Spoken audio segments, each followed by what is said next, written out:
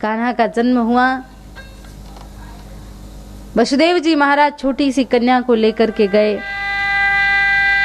महाराज वसुदेव जी कन्या को ले जाते भय से, लेकिन कंस के सैनिकों की नींद जैसे ही कारागृह बंद हुआ, वसुदेव जी अंदर गए, सबके खुल गए। कंस को पता चला 8वें ने जन्म लिया है, तो कंस आ गया।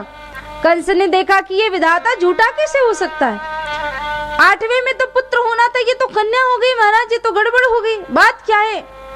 तो कंस के मंत्री चारूर ने कहा महाराज कन्या वन्या के मोह में मत फंसो, इसको तो मार दो, कहीं ऐसा हो कि इस कन्या का 8वां पुत्र आपको मारे तो गड़बड़ हो जाएगी। तो कंस ने उस कन्या के दोनों पांव पकड़े, आकाश मार्ग में घुमा के जमीन पे पटकने लगा। वो कन्या हाथ से छूट करके अष्टभुजी देवी का रूप धारण करके जाती है और आकाशवाणी करती है कि कंस तू मुझे क्या मारेगा, तुझे मारने वाला ब्रज 84 कोस में प्रकट हो चुका है। आकाश के देवताओं ने पुष्पों की वृष्टि करके जय जयकार की, बोले जगत जननी जगदम्बा मैया की जय। इसलिए भगवान ने वरदान दिया कि जितनी मेरी दुनिया में पूजा होगी उतनी पूजा आपकी भी होगी, जितना मानने वाले मुझे होंगे यहाँ तक कि मुझसे ज्यादा लोग आपको मानेंगे। इसलिए लोग भगवान का एक उत्सव एक बार मनाया जाता है। माता रानी के 6-6 महीने में उत्सव आते हैं नवरात्रि के। वैसे तो गुप्त नवरात्रियां भी होती है, लेकिन लोग अगर भाव से देखें तो 9 दिन तक माता रानी की पूजा और अर्चना वंदना करते हैं और नित्य प्रति भगवान के से भी कहीं ज्यादा माता रानी की पूजा लोग आकर के मंदिरों में करते हैं। इतना सुंदर दिव्य स्वरूप है, इतना सुंदर लोग भाव से गाते हैं, प्रेम से माता रानी को रिझाते हैं। आकाश के देवता, पृथ्वी, यक्ष, नाग, गंधर्व, किन्नर सब भगवान से ज्यादा माता रानी के चरणों में, क्योंकि माँ तो माँ है, पुत्र को पुत्र हो सकता है पर माता को माता नहीं होती। इसलिए सुबह होते ही लोग माता के चरणों में प्रणाम करते हैं, वंदन करते हैं, गाते हैं।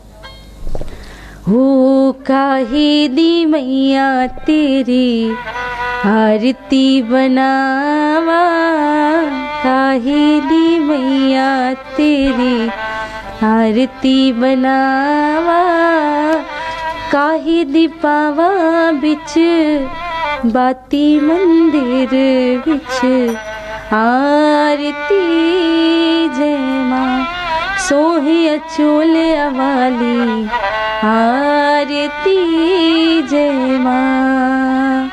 भोर भई दिन चढ़ गया मेरे अम्बे, हो रही जय जय कार मंदिर विच आरती जय माँ, जय दरबारा वाली आरती जय माँ, जय माँ पिंडी वाली आरती जय माँ। बोलो जगदम्बा मात की जय, जयकारा शेरा वाली दा बोल साचे दरबार की जय। इतना अनुपम जय जयकार किया देवताओं ने। योग माया ने अष्टभुजी देवी का रूप धारण किया, आकाश मार्ग में चली गई। इधर नंद गांव में भगवान के जन्म की धूम मची, लोग नाच रहे, गा रहे हैं, आनंद उठा रहे हैं। नंद घर आनंद भयो, जरा जोर से, नंद घर आनंद भयो। मैं मानती हूँ आज मंडे है, बहुत सारे लोग नहीं आए हैं, पर आप मुझे ये एहसास तो मत होने दीजिए, हाँ ऐसा लगना चाहिए ना कि आप उन लोगों के भी बराबर का काम यहाँ पे कर रहे हैं। नंद घेरा आनंद भयो, जय कन्हैया लाल की। ब्रज की गोपियां दौड़ दौड़ के आती हैं। ब्रजवासियों ने एक गोला बना लिए माखन के 50-50, 100-100 ग्राम के, और जो आता है उसके मुंह पे मार रहे। जिसके अंदर क्षमता है वो हाथ में ले ले, नहीं तो सीधे मुंह पे। एक बुढ़िया माता है बेचारी 90 साल की, आई लाला का भयो और मुंह खोला और माखन का गोला, बेचारी के मुंह में एक भी दांत नहीं, गप से पेट में चला गया। का भयो, अरे मैया तुझे अभी तक ना पता चला, इतनी बड़ी उम्र में नंद जी के घर में लाला जायो है। अब जी बात सुनी, सुन करके दौड़ती भागती खुशी के मारे यशोदा मैया के पास गई। मैया मैं तो बहुत खुश हूँ, आज लाला का जन्म हुआ है, मैं इससे ज्यादा क्या कहूं मैया कि आज जो भी कोई मांग लेना मैं वो दे दूंगी। एक काम कर मैया, मैं तो आज तुझसे लेने और देने दोनों आई हूं। मैया ने कहा तू क्या देगी? बोले आशीर्वाद। मैया ने कहा इससे बड़ा तो कुछ नहीं हो सकता। और लेगी क्या? बोले मैं तो आपके गले का नवला का हार लूंगी। बोले वो तो पहली सुनंदा ले गई। बोले मैया तो और दूसरा हार दे दे, महारानी हार दे दे। मैया ने कहा ले जा, आज तो लाला का जन्म हुआ है। सखी कहती है मैया ना लेऊं लहंगा ना लेऊं साड़ी, ना लेऊं लहंगा ना लेऊं साड़ी, मैं तो ले हूँ यशोदा जी रो लल्ला, ले हूँ यशोदा जी रो लल्ला। अरे हाँ ले हूँ यशोदा जी रो लल्ला, हो ले हूँ यशोदा जी रो लल्ला, बधावा लेके आई कृष्ण जन्म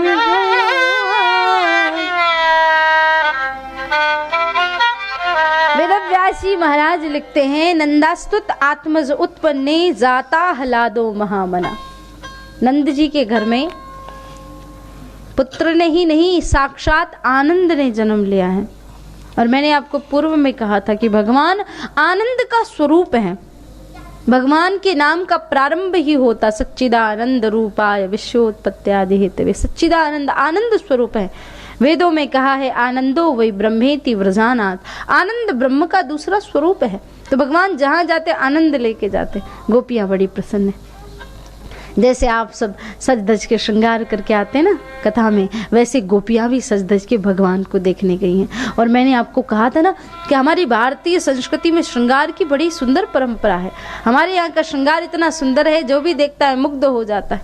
गोपियों ने श्रृंगार किया। वेदव्यासी लिखते हैं गोप्यः समरेष्ट मणिकुंडल निष्क कंठे चित्रांबरा।